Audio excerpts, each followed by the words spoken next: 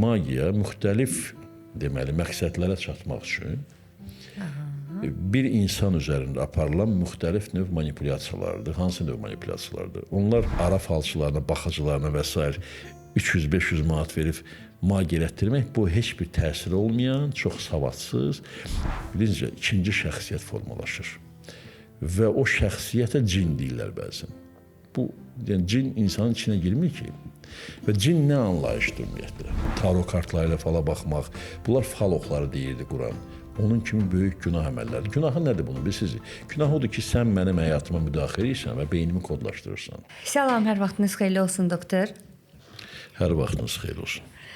Doktor, bilirik ki, siz mental yoga təlimçisiniz və bu biliyə görə, bu biliklə yanaşanda bu əsasda sizə suallar vermək istəyirəm sizin biliyiniz aspektindən. Buyurun. Deməli, ilk sualım belədir. Magiya haqqında açıqlama verə bilərsiniz? Ümumiyyətlə, magiya nədir? Birinci mental yoga haqqında qısa məlumat verək, onda tamaşaçılardan bilmirəm. Mental yoga təfəkkür yoqası deməkdir. Bir nevi yoga, 4 yoga məktəbindən içindən Agya yoga, Ajna yogaya daha çox yaxın olsa da, mənim şəxsən özümün ortaya çıxartdığım və təqdim etdiyim təlim formatıdır və spiritual, ruhi biliyə əsaslanan təlim formatıdır. Bu spirituallıq və ruhilik o parapsixoloqların, ekstrasenslərin dediyi kimi yox, məhz elmi məntiqə əsaslanan, elmi məntiq üzərindən ortaya çıxaraq, yola çıxaraq ortaya çıxardığım məqamlardır. Və bu mənada mental yoqada mən əbədi bir varlığam, bədənim sadəcə cihazdır və bu dünyada proseslər hamısı virtual gerçəklikdəki bir oyun kimidir və biz ali şəxsiyyətin, ali zatın parçalarıyıq hamımız. Və mental yoqanın bazal biliyi budur. Bəli, mental yoqa biliyi mənə həm də psixoterapiya işimi də asanlaşdırmağa kömək edir. Ona görə magiya məsələn haqqında psixoterapevt və mental yoqa mütəxəssisi baxışını birləşdirib fikir deyəcəm onda. Yəni bir psixoterapevt kimi də baxış bucağı buna, elmi baxış bucağı da var. Nədir magiya? Magiya haqqında belə ümumi tərif kimi yanaşsaq, magiya müxtəlif deməli məqsədlərə çatmaq üçün bir insan üzərində aparılan müxtəlif növ manipulyasiyalardır. Hansı növ manipulyasiyalardır? Onlar müxtəlif əşyalar üzərindən, cisimlər üzərindən, müxtəlif səs vibrasiyaları üzərindən, müxtəlif cin adlanan canlı varlıqların istifadəsi yolu üzərindən digər insanları öz iradənə tabe etmək üsulu sayılır magiya. Və deyirlər, qara magiya, ağ magiya, istənilən halda magiyanı mən ağ deyə hesab etmirəm. Magiya odur ki, sən başqasının taleyinə onun icazəsi olmadan müdaxilə edirsən, aqressiv və aktiv müdaxilə edirsən. Magiya əslində geniş anlayışdır. Bəzən reklamlar var müəyyən, onlar da magiyaya biz. Beləliklə, magiya müxtəlif və belə insanın özü yanında olmadan, insana birbaş fiziki, yəni bədənlə toxunmadan, müəyyən bir də vurulacaq, müəyyən əşyalar, müəyyən vibrasiya, mantralar və dualar üzərindən və müxtəlif cin deyilən canlı varlıqlar üzərindən təsir imkanlarına magiya deyirlər qədimdən bəri. Magiya bu deməkdir. Mənim baxış bucağımda magiya nədir? Biraz geniş söhbət alınır bunda. Mənim baxış bucağımda magiya həqiqətən də təsir imkanlarına malikdirmi? Malikdir. Ki, yəni bugünkü texnoloji inkişaf da göstərir ki, məsafədən zehinlərə və əşyalara təsir etmək üçün müxtəlif enerji dalğaları vasitəsilə mümkündür. Fikir dalğaları vasitəsilə mümkündür. Yəni, hətta bugün elm inkişaf edib ki, məsələn, insan beyninə ensefaloqrafı qoşurlar, çalışırlar onun fikrini oxusunlar. Və bu fikirləri dəyişdirməyə çalışırlar. Yəni, tədricən elm inkişaf edəcək və bu magiyanın da elmi əsasları ilə izahatlar tapılacaq. Beləliklə, magiya mental yoga baxışı ilə, uzun sözün qısası odur ki, ruhən böyük olan bir varlıq, ruhən kiçik varlığa magiya üsulları ilə təsir edə bilər. Yəni, cadu eləyə bilər. Amma aparıb o, belə deyək, ara falçılarına, baxıcılarına və s. 300-500 manat verib magiya elətdirmək bu heç bir təsiri olmayan, çox savadsız və çox yalandan istifadə olunan, yəni sizin fırıldaqla məruz qaldığınız deməli cadu anlayışıdır. Bu yalandır. Bunun təsiri yoxdur. Bundan qorxmaq, çəkinmək, narahat olmaq lazım deyil. İstəyirlər 1000 qıfıl bağlayıb dənizə tutulasın. Sən ruhən Allaha bağlı və ruhən böyük bir varlıqsansa, bunların sənə təsiri yoxdur. Amma belə ümumiyyətlə yəni cadu var, cadu, sehr, amma magiyanın təsirləri o vaxt olur ki, ruhən səndən böyük bir varlıq məqsədyönlü şəkildə sənin üzərində bu işləri, bu manipulyasiyaları aparmağa çalışsın. Onda bir təsir ola bilər. Ruhən böyük varlıq deyəndə kimi nəzərdə tutursunuz? Hansı ruhlar böyük ruhlar hesab Ruhlar, olunur? lap böyük ruhlar deyəndə mən böyük şəxsiyyətlər demirəm. Ruhun həcmincə biri o birisindən böyük ola bilər. Kimsə böyük ola bilər. Ruhu böyük olan həcmcə enerji gücü daha çoxdur. O bir əşyanı götürüb sənin adı bu əşyaya yazıb onun üzərində manipulyasiya apararsa, artıq o ruhi enerji yolu ilə sənə təsir etmə imkanları var.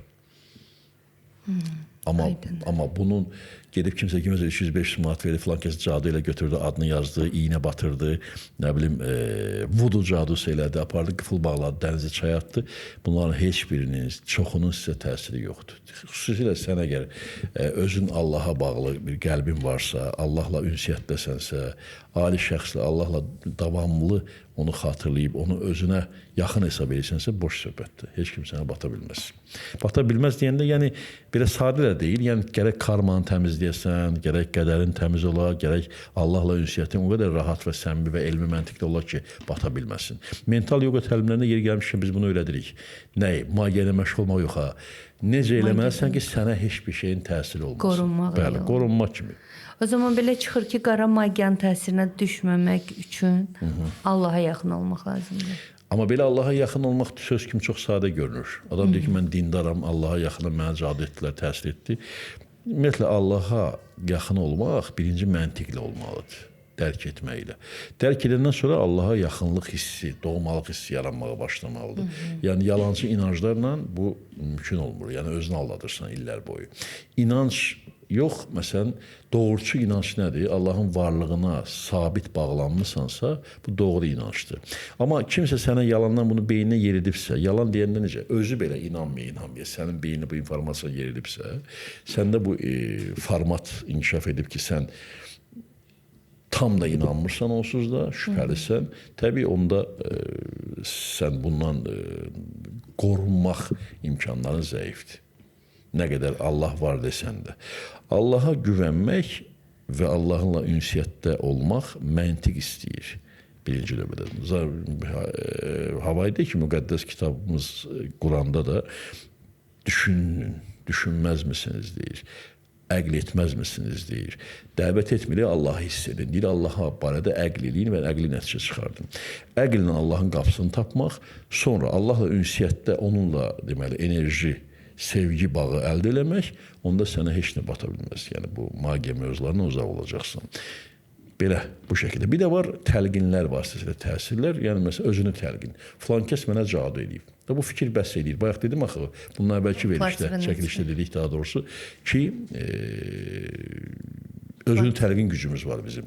Məsələn, filan kəs mənə cadu edib, deyib, gecə-gündüz düşünürsənsə və hətta bunu ağlından keçirib qəlbinə salırsansa, dərinə salırsansa, şuuraltı dediyimiz şuursuz yaddaşa keçirirsənsə, sən daim cadudan qorxacaqsan və heç bir caduya eləməyə ehtiyac yoxdur. Sən özünü psixosomatik quyuya salacaqsan, notebo effekt deyildiyi bunun əvvəlki verilişdə. Notebo effektlə özünə negativ təsir edəcəksin. Belə. Aydındır. Təşəkkür edirəm, doktor. Bir də internetdə tez-tez sosial şəbəkələrdə qarşımıza çıxır. Bu cinlərlə bağlı, cindarlıq, cin insanın içinə girib, onu çıxartma videoları və s. Bu barədə nə deyə bilərsiniz? Həqiqətən belə bir şeylər var. Baxın, o belə xırıldayan səslə belə eləyir, belə göstərirlər efirlərdə və s. Cin çıxartdım, güya ruqya duası oxudu. O xırıldayan səslə danışan sənin ikinci şəxsiyyətindir. Bu dissosiasiyadır. Yəni sən bir qız uşağı fikirləşin, atası tərəfindən hər şey qadağaları qoyulub, ailədə sıxma, boğma, özə cinlər haqqında seçilib axı. Onun şuur altında ikinci qəzəbli şəxsiyyət formalaşır.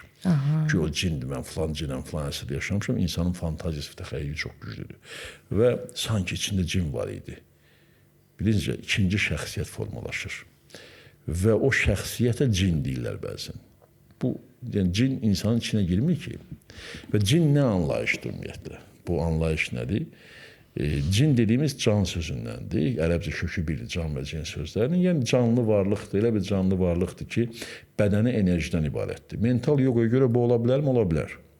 Amma cinlər... Yəni cin insan bədəninə girə bilər? Yox, cinin varlığını deyirəm hələ ki. Varlığını. Bədənə girmək deyənəm, mən ruhən bədənimi idarə edirəm. Cin sadəcə bədənimi idarə edən kompüterimizə müdaxilə edə bilər. Beyinə müdaxilə, enerji müdaxiləsi mümkündür və bir də ki, cinləri bunu etməyə vadar etmək üçün elə böyük qüvvəli bir varlıqlar da yoxdur ortada ki, sənə cin müsəllət elədi və s. Və edirsə də onun özü də cavab cəzalar alır. Yəni bir nevi nəyə oxşur bu? Cinlərlə bağlı insanlarda qorxular var. O qorxular daha çox təsir edir, nəinki cin anlayışının özü. Yəni bayaqki mövzu, yenə özünü təlqin komponenti burada güclüdür. Cinlər varmı? Hə, ehtimal var ki, var. Mental yoga görə cin dediyimiz enerji bədənli varlıqlar var. Olmamış deyil. Mental yoga təliminə görə günəşdə də hətta bədənli oddan olan, ruhi zərrəciklər içində olan həyat növü formaları ola bilərmi? Ola bilər. Yəni, mental yoga bunu bilir. Bunu deyirik biz. Mental yoga təlimlərində izah edirik. Amma cin sənə girməyi, bu biraz yəni elə bir söhbətdir ki, bu bədənin sahibi ruhumuzdur. Ruhən özümüzük. Bu bədənə özümüz sahibiyik. Amma bu bədənə necə sahibiyik? Beyin vasitəsilə. Cin o beyinə müəyyən təsir edə bilərmi? Bəli, güclü varlıqlar, istəyir cin olsun, istəyir insan olsun, sənin beyninə təsir edə bilər. Yəni, musallat dediyin şey iradən öz əlindən alınması deməkdir. Səndə iki şəxsiyyətin olması, cin olması demək deyil hələ də.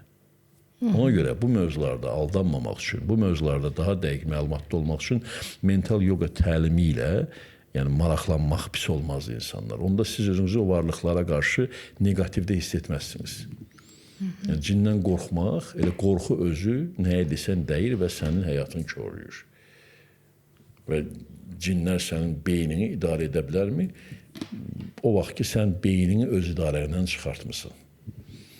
Yəni, müqəddəs yer boş qalmır da. Mən, məsələn, beynimi idarə etməyi öyrənməmişəmsə, cin də, başqa insanlar da mənim beynimi idarə edə bilər. Çünki mən öz beynimi özüm boş saxlamışam. Boş sahədir, boş sahəyə kimsə girə bilər. Ona görə beynimizə sahib çıxa bilirik. Boş saxlamayaq, davamlı düşünək. Düşünək və düşüncənin mərkəzinə Allahı qoyaq. Beynimiz daim düşünsün Allahla bağlı. Ora kimsə girə bilməz. Səninlə Allah arasına, ali zat arasına heç kim girə bilməz. Və bu düşüncəni idarə etmək vasitəsilə olur. Öz düşüncəni tanıyacaqsan və idarə edəcəksin. Hisslərini də həmçinin. Nə gözəl izah edirsiniz, doktor. Çox təşəkkür edirəm. Beyninizi boş saxlamayın, orada başqa varlıqlar girib idarə edəməsin. Baş üstə. Doktor, gözdəymə haqqında nə deyə bilərsiniz? Bu gözdəymə də yenə həmin şeydir. Ruhən böyük bir varlıq. Toya getdik, göz dəydi. Qəşəng görünürsən, göz dəyəcək. Uşağı göstərmə, göz dəyəcək. Gözdəymə ola bilərmi? Ola bilər. Gözdəymə deyil. Bu enerji hücumudur. Enerji hücumun iki növü var. Tamam, o zaman bir söz soruşum. Onda yaxşı mənada baxıb sevən insan da gözü dəyə bilir. Dəymir, yox. Əksinə pozitiv təsir edir. Psixoenerji deyirəm mən ona. Mental yoqada psixoenerji anlayışı var. Psixoenerji nədir? Ruhun enerjisidir. Ruh axı enerjinin mənbəyidir. Mən özüm ruhi varlıq ola bilirəmsə, mən enerjimi istifadə etməyə başlaya bilirəm. Gözdəymə dediyin şey başqasının enerjisinin sənə negativ təsiridir. Paxıllısa sənə qarşı, aqressiv fikirləri varsa, o psixoenerji sənin təsir edə bilərmi? Edə bilər. O halda ki, o ruh səndən böyükdür. Ruhun böyüklüyünü necə biləcək, onu siz bilə bilməyəcəksiniz. Onun üçün xüsusi yanaşmalar var. O da belə burada açılan yanaşmalar deyil. Yəni, sənə göz hər an dəyə bilərmi? Xeyr, gözdəymə nadir hadisədir. Həmin o psixoenerji hücumu nadir hadisədir və hər hücumda sənə dəyə bilməz, çata bilməz, gücü çatmaz. O mənadakı ruhlar hamısı, yəni təxminən bir ölçüdə yaşayır planetdə ruhlar və bir-birini o şəkildə aktiv və aqressiv təsir edə bilməz. Sadəcə 90% halda mənim müşahidəmdə bu özünü təlqindir. Mənə qonşumun gözü dəydi, gözü dəyəcək. Falan kəsin gözündə var nəsə, bəs eləyir. Sən həmin gün işlərini tərs edə bilər, sən çaşıb əlindən yerə salıb hər şey sındıra bilərsən, sən göz mənə dəydi deyib xəstələnə bilərsən psixosomatik yolla. Ona görə göz dəymək yox, yenə də təkrar edirəm. Bu məsələlərdə ağlınıza nəzarət edin. Göz dəymə real olaraq o vaxt mümkün olar ki, sən heç bu barədə düşünməzsən belə. Amma hər birimizdə artıq göz dəymə qorxusu var deyə kimsə sənə əyri baxdısa, avtomatik mənə göz dəydi deyib başlayırsan narahat olmağa. Bu da səni gətirib xəstələndirir axırda. Göz dəyməyə bu cür baxmaq olar. Çox doğru. Doktor, bir də fala baxma haqqında danışmaq istəyirəm. Bu fala baxma insanlar gedirlər falçılara, Quran açdırırlar, deyirlər filan kəs düz baxır, Quranla baxır. Nə bilim taro kartları ilə baxanlar var. Hətta inan elə insanlar var ki, bir işə gedəcək və yaxud da bir xeyir işə olacaq. Onun üçün fala baxdırırlar ki, necə olacaq və o fal üzərindən yəni həyatlarını qururlar da. Bu barədə nədir fikirləriniz, nə deyə bilərsiniz? Yəni fal məsələsində də yəni bir həssas məqam var. Birinci mən ruhən böyük varlıqlar deyəcəm burada da. Ruhən böyük varlıqların sənin həyatınla bağlı öngörmə həssasiyyəti ola bilər, öz həyatları ilə bağlıdır. Bu ayrı bir söhbətin mövzusudur. Amma ruhən böyük varlıqlar öncə görmə həssasiyyəti əşyalara bağlı deyil. Açsın Qurandan oxusun, açsın. Allah hamısı bir yəni sizin üçün kiminsə sizin beyninizi kodlama vasitəsidir.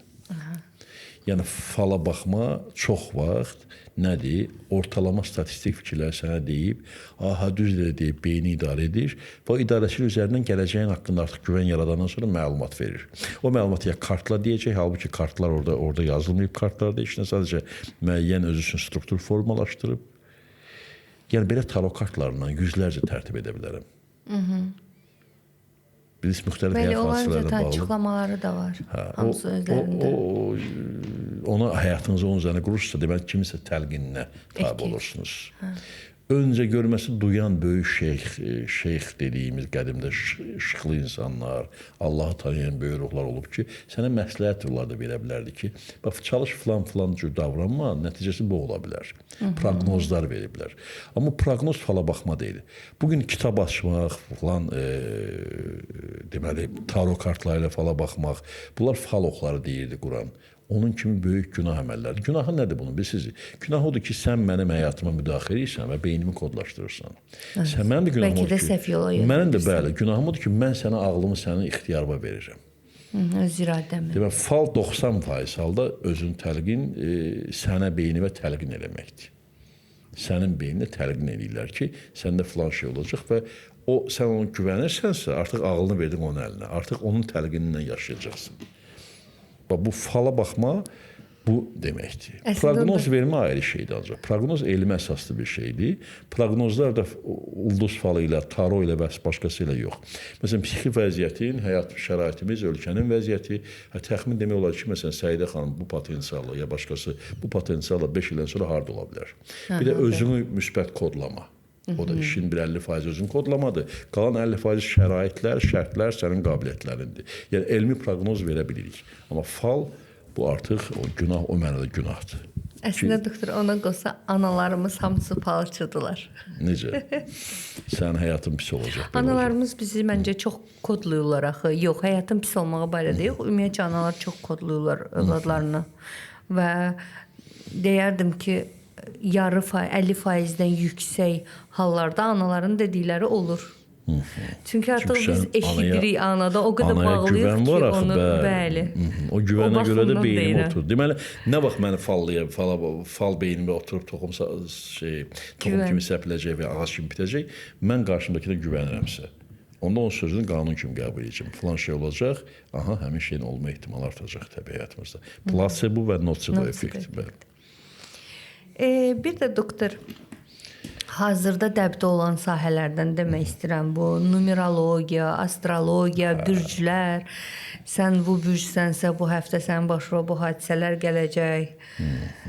Sən bu bürcsənsə, o bürcdən evlənməməlisən. Yəni, bu qədər ümumiləşmiş formada. İnsanın iradəsi yoxmuş kimi bu üsullar hamısı insana çox negativ təlqin edir. Yəni, əslində, düzdür, ulduz fallarına pozitiv sözlər deyər, adamı ürəkləndirə bilirlər. Bəli. O da kodlama yenə eyni. O da kodlamadır. O da bir nevi psixoloji təsir üsuludur. Astrologiya qədimdə olub belə bir şey deyirlər. Onu da mən çox maraqlanmıram, amma Jyotisha, yəni Vedik astrologiya olubdur. Ruhi biliklərdən gələn astroloji yanaşmalar olubdur. Olubmu? Olub. Amma onlar da yenə o vaxt eləmirdilər. Proqnoz verirdilər ki, sənin karmanda bu şeylər var. Bu karmanı dəyişməyin də bu üsulu var. Yəni, sən taleyi dəyişdirə bilərsən. Bu anda hər birimiz, məsələn, mental yoga təliminə gələnlər taleyini dəyişdirə bilərmi? Bilər. Hansı yoldan ali şəxsiyyət tanıyacaqsan? Proqramisti, yəni. O proqramistə müraciətin xüsusi qaydasında eləyəcəksən. və o şəkildə sənin bu günə kimi yığdığın neqativ qədərin təmizlənəcək, karman təmizlənəcək. Bu yanaşma var. Bu da sənin gələcəyini özünün yenidən yazmaq imkanı yaradacaq.